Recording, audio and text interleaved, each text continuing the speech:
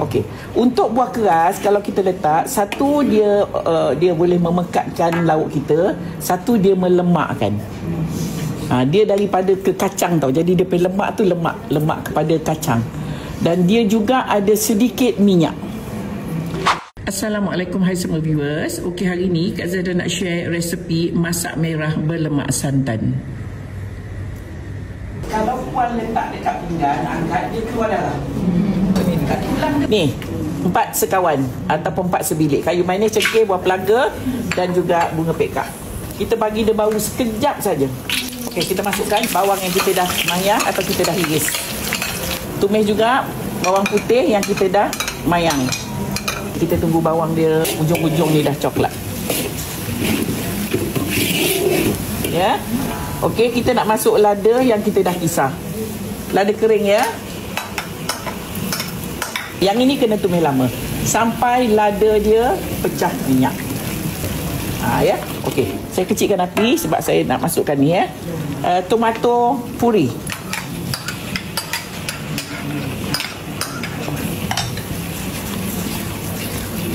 Dah masuk tomato puri. Kita dah nak masuk sikit air asam jawa. Okay, saya nak masuk garam.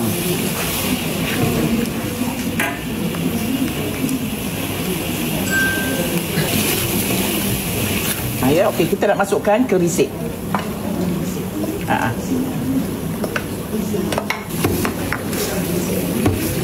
Saya nak masuk sedikit gula.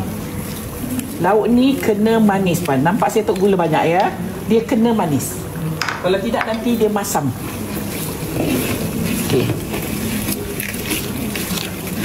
Dah bau kerisik dah. Kan? Alright, kita nak masukkan ayam ya.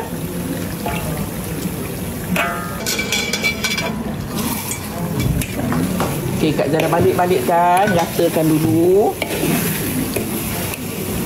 Okey, saya nak masukkan kicap.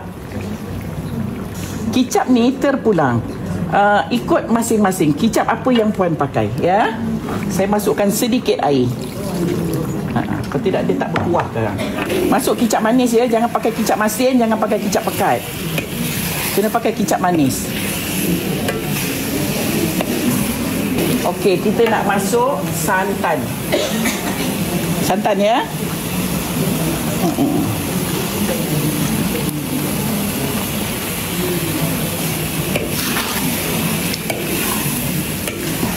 Lauk ni dia agak pekat. Dia tidak berkuah sangat. Ya, dia agak pekat. Okey, ada yang nak bertanya? Dan hari ni agak mungkin yang tengok Kak Zaidah masak, dia ni hari ni masak pula tahu pula gula. Lauk ni kena ada sedikit manis. Ya. Sedap lauk ni.